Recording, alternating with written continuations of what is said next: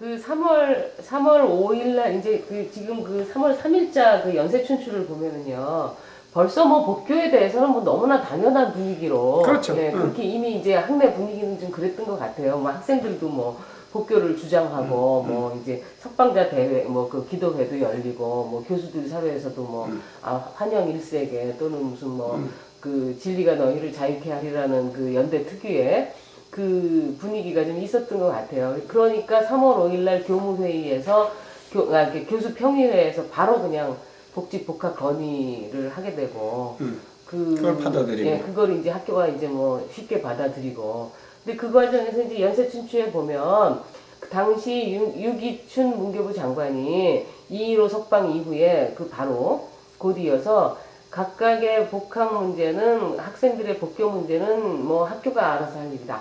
응? 학교 당사자들이 이제 학교 당국들이 알아서 할 일이다. 우린 관여하지 않겠다. 뭐 이런 발언을 했다고 그래요. 근데 이제 그랬는데 연대가 이렇게 실제로 복직 복학을 결정하고 가니까 뭐 이제 싸움이 문교부하고의 싸움이 돼버린 거죠.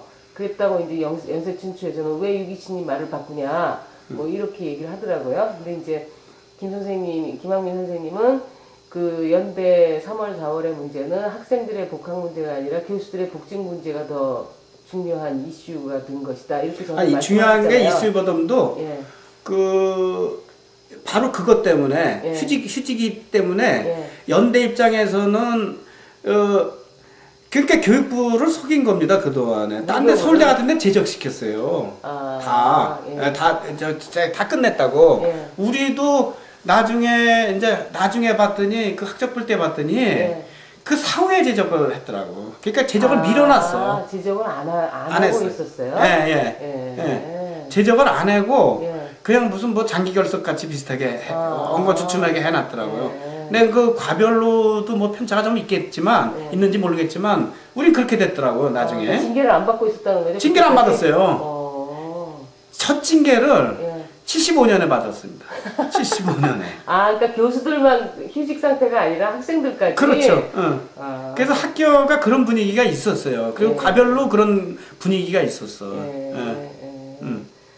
그런 상황이었기 때문에 이제 쉽게 그냥. 그렇죠. 학교 입장에서는 학교 입장에서 집니다. 왜냐면 휴직하는 사람이 복직하는데. 특별한 절차가 필요 없는 거죠. 우리도 제적이 아니기 때문에. 그러니까 이제 그 연대가 복직 복학 건의를 이제 교수평의회에서 3월 5일 날 했을 때 그 한신대는 바로 그냥 복학 신청을 접수를 받기 시작했어요. 한신대는. 우리도 했죠. 그랬어요.